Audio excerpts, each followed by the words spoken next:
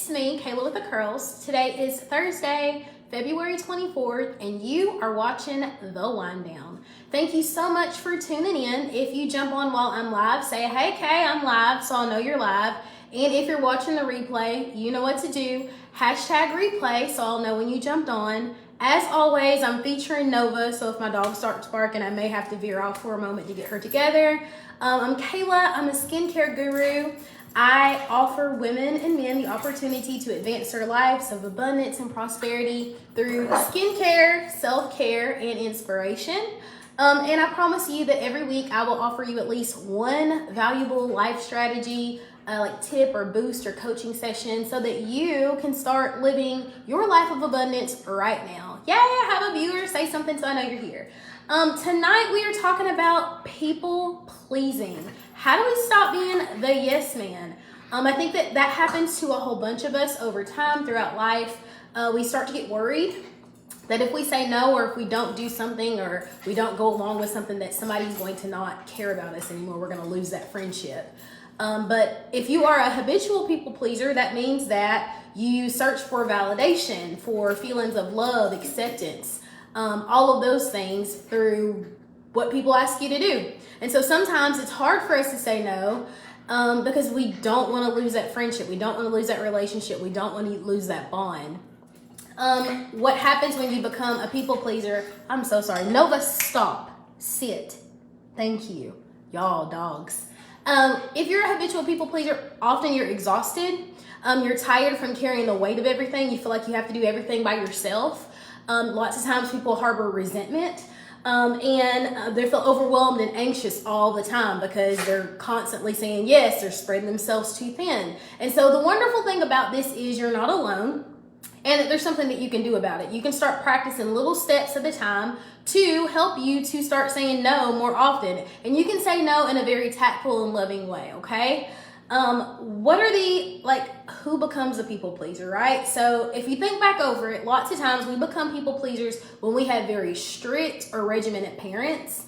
We learn very early that if you're agreeable and you comply and you just do what you're supposed to do and you say yes and you just do it, then there's peace. And no one's yelling, no one's arguing. And when you do it, it gets reinforced, right? Because I did what they asked me to do, and now they're hugging me, now they're high-fiving me. No one's loud, no one's yelling. And so you just kind of learn to say yes, you go along with it. And it's not always our parents. Sometimes it's just volatile. So I'm not saying that they're abusive. It's just the unleveledness of relationships. Like parents are obviously have the power in that differential.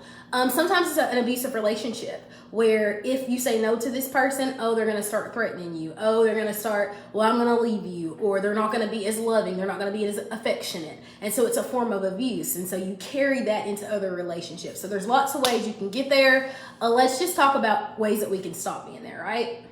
So my first tip, there's 5 by the way. My first tip is to set healthy boundaries and delay your response. So one of the things that I did as a people pleaser, and I always say I'm a recovering people pleaser, right? Like I am a yes girl. Kayla, can I do this? Of course. My team always says, why ask Kayla? She's gonna say, no worries. And we're working on that as a unit, right?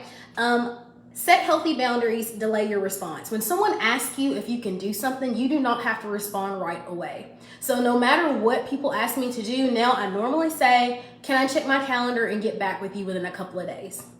Can I check my calendar and get back with you in a couple of days? I do that for 2 reasons. First, I want to make sure that I'm not super duper overbooked already. Secondly, I always want to make sure that I actually want to do this. Is this event going to bring me value? What can I offer it and what is it going to offer me reciprocally, right? All the time people are like, hey, let's catch up, let's do lunch. You're like, yeah. And then somebody else asks you to do something and you didn't look at your calendar and your kid has a game and there's a million different things to do. And so now you're overbooked. So check your calendar. Recognize when things are getting heavy. Recognize when it's too much. Like when you start to panic, I keep a digital calendar and I also have a flat regular calendar, right? So when I look at my digital calendar and stuff looks all haywire, I'm like, whoa, whoa, whoa, whoa. This thing is getting heavy. And I probably need to take a few steps back. So I often say, let me make sure I haven't overcommitted myself. Or someone will say something to me and it's like, you know what? I've probably already overcommitted myself. It's okay to say no. Spoiler alert. People who are genuinely your friends are never going to stop being your friends because you're honoring and valuing yourself and your time. So if you're afraid of losing someone because you need to do something to recharge for you, or you have a previous activity or assignment, they're probably not your friend. Set a quitting time. Like, what's your quitting time? So when I leave work, or when I leave home for work in the morning, I always say in my head, this is my quitting time. The caveat to that is you have to leave at that quitting time. So if I'm going in at 6:45 instead of 8 o'clock, then I need to be busting out of there by 3:15. Like, you really have to set a quitting time. Otherwise, stuff just keeps rolling and rolling and rolling, right? And remember to unplug. That's your healthy boundary, unplug. So recently I started putting my phone at night in the bathroom. Why? So when my alarm goes off in the morning, I have to put my feet on the floor, go all the way into the bathroom to turn off my phone. That stops me at night from just scrolling aimlessly in the bed and staying awake, right? And it stops me from checking my emails first thing in the morning. Because as Mel Robbins says, when you check your emails first thing in the morning, your day immediately gets hijacked. Because this is due, this person needs this person's calling in for work, this person's doing this. So stop all that. Set healthy boundaries, put yourself first. Secondly, listen to your inner voice. So I like to call it like your conscious. And so when somebody asks you to do something and you don't really feel comfortable doing that thing, or when somebody asks you to do something and you don't feel like it's right, you have that little voice that says, don't do that, right? Here's your reminder. I have a reminder from Alexa. Oh, we'll talk about my collagen too. Here's your reminder. Take my collagen. Thank you, Alexa. Okay, listen to your inner voice. So if something tells you not to do it, don't do it. And sometimes that's not fear, right? So I say often, do something that scares the crap out of you. Do something that scares the crap out of you. Do not do something that compromises your morals or what you truly believe, okay? 3, don't dwell on the past. Don't do that. If you are constantly feeling like you're in debt to someone or you owe them something, then you are much more likely to cycle through life just saying yes to this person and doing this and doing that and doing the third because you feel like you owe them. Stop it. Once you apologize for something and you are genuinely apologizing, that's it. You can't offer them anything else. Guilt is a wasted emotion. Again, guilt is a wasted emotion. You cannot change the past. All you can do is to work toward the future to do better than you did before. That does not mean that you consistently and continuously sacrifice your own desires, hopes, beliefs, and dreams for someone else's. I always say, and it's also a Mel quote, she says, I forgive myself for what occurred when I was simply trying to survive. So we've all made really crappy decisions in our lives, right? That doesn't make us crappy people. We make crappy decisions. So the best thing that you can do is forgive yourself for what you did when you were trying to survive, and you keep moving forward. But we no longer live in yesterday. All we've got is today. Number 4, learn to say no.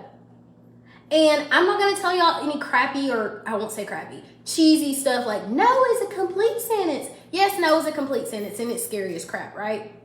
But it's perfectly okay to say no. You can say, or I'm going to give you some phrases I'm reading over here. I'm going to give you some phrases of ways to say no without saying the no word.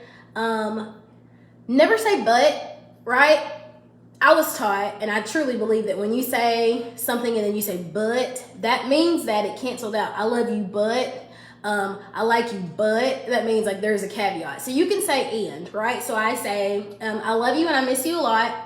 I also really need to get some rest today. I've had a busy week. I'm going to have to cancel. That's okay. Another one, roast pepper sounds like a blast. And I really need to stick to my budget, so I'm going to have to cancel. I'm going to have to pass on this one.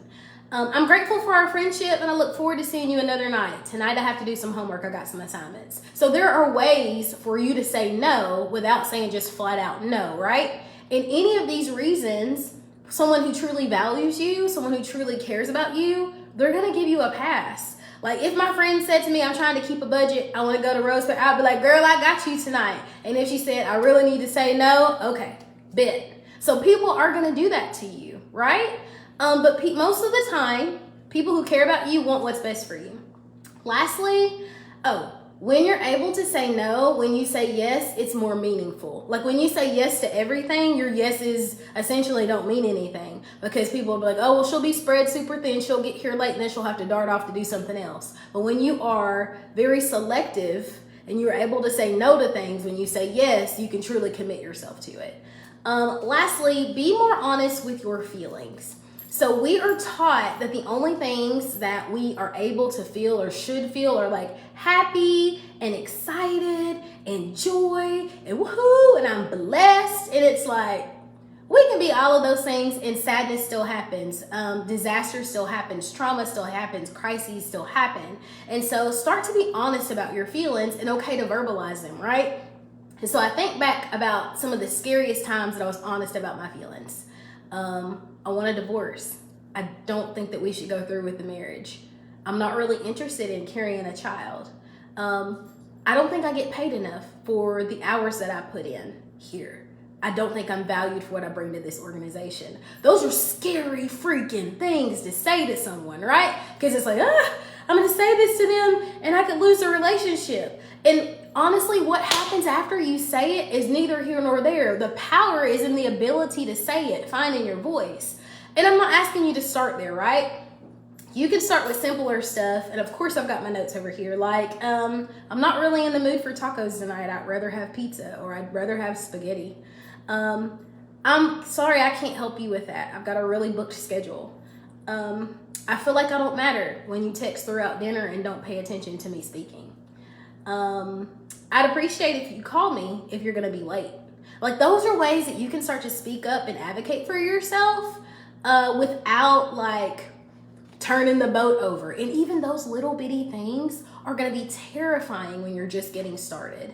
Find the power in your nose. I want you guys to tell me this week, drop down on this post so it'll bump. Tell me this week what you said no to.